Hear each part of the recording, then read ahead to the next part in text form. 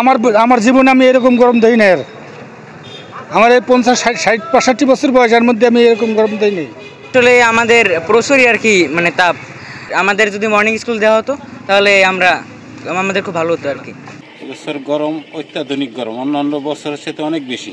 ঘন্টা কাজ করলে 2 ঘন্টা লাগে দিলেন। গরমে কাস্টমার দোকানে আসে না, হয়তো রাত্রে বিয়োগ হয়, এই সীমিত আর এক গাড়ি পানি উঠে গেলে 3 জায়গায় জিগান দেওয়া লাগে রাস্তাঘাটে। আসসালামু আলাইকুম দর্শক, সারা দেশে তীব্র তাপদাহ চলছে। এই তাপদাহের মধ্যে আসলে মানুষের জনজীবন কিন্তু আসলে এক ধরনের বিপর্যস্ত বিপন্ন অবস্থায় রয়েছে। তো এর মধ্যে আসলে আমরা পাথরঘাটা উপজেলার সাধারণ মানুষ কিভাবে চলছেন সেই বিষয়টি আপনাদেরকে তুলে ধরো ভিডিওর মাধ্যমে। আমরা জানার চেষ্টা করব আসলে এই তীব্র গরমে জনজীবন কেমন চলছে। গরম তো সীমা ছাড়া। এবছর গরমটা কেমন? বেশি। এই যে কাজ করতেছেন, আসলে গরমে কি আগের মতো কাজ করতে পারেন? না, আগের মতো আমরা যায় না গরমে। তাই কষ্ট বেশি হয়? কষ্ট হয়ে যায় খুব, গরমের তাপে রোদ দেওয়া যায় না। তাপ বেশি। তাপ বেশি। আপনি তো আসলে এই যে খোলা রিকশায় কাজ করতেছেন, আসলে আপনাদের এই খোলা রিকশায় আসলে এইভাবে রিকশা চালাতে কষ্ট হয় না? কষ্ট হয়। আমরা এই গাড়ি চালাই, আমরা এই খাট্টে পিটে খাই। হ্যাঁ, আমাকে রোদ কষ্ট করতে হয়, বৃষ্টি তো আমাকে কষ্ট করতে হয়। এই দিয়ে আমরা চলি, সংসার দিয়ে ছেলে মেয়ে লেখার পড়ানো দিয়ে আমাকে সবকিছু চলে। এই দিয়ে গরম ভালোই পরে বছর। কষ্ট মানে বিশাল কষ্ট হয়, মানে রোদের লেগে কাজ করতে পারি না, করতে পারি না, মানে 1 ঘন্টা কাজ করলে 2 ঘন্টা লাগে দিলেন। মানে যে পরিমাণ গরম পড়ে এই গরমে মানে মানুষ পানির বোতল সাথে নিয়ে হাঁটতেছেন দেখতেছি। পানি কি সাথে খাওয়া লাগে? পানি অবশ্যই তো খাওয়াই লাগে, পানি না খেলে কি জীবন বাঁচবে? যে গরম পরে এতে মানুষ টেকা বড় দায়। আপনারা যারা এই যে মানে মূলত গাড়ি চালান বা খেতে খামারে কাজ করেন, বাইরে চলতে হয়, আপনাদের এবছর গরমটা কেমন মনে হয়েছে?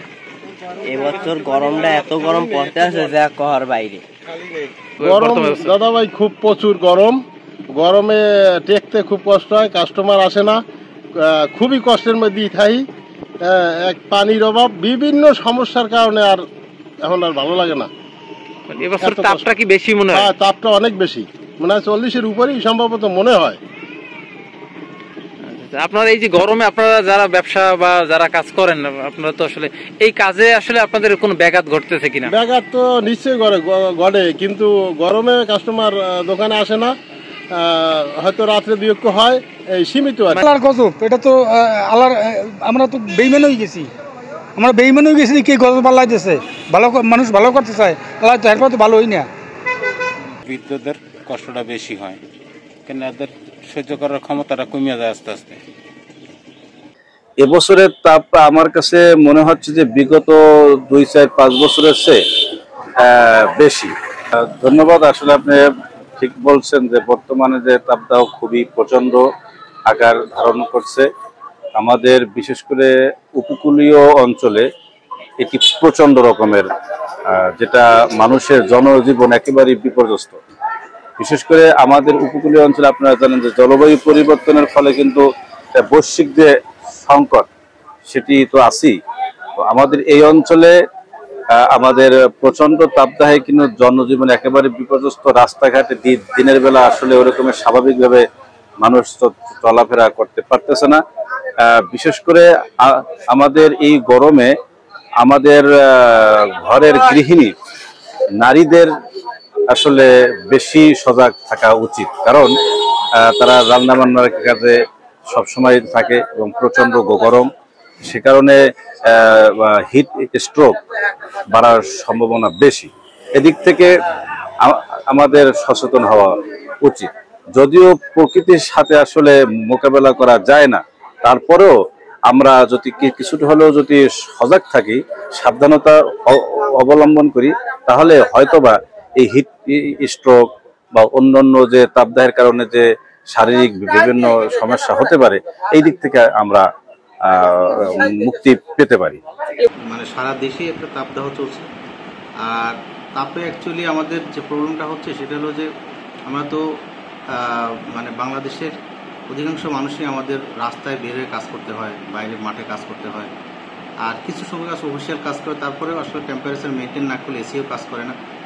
সারা বাংলাদেশে একটি তাপ নিয়ে আসলে খুব খারাপ অবস্থা চলছে। এখন আমাদের এই তাপে যেটা প্রবলেম হচ্ছে সেটা হলো যে সবচেয়ে বেশি সমস্যা হচ্ছে যে আফটার 40 ইয়ার্সে যারা, 40 বছর পরে যারা, বৃদ্ধ বয়সে যারা এবং শিশু বাচ্চা যারা, তাদের হচ্ছে কি যে তাপমাত্রা অনেক বেশি থাকার কারণে বডিলি টেম্পারেচার আসলে তার মেনটেন হচ্ছে না।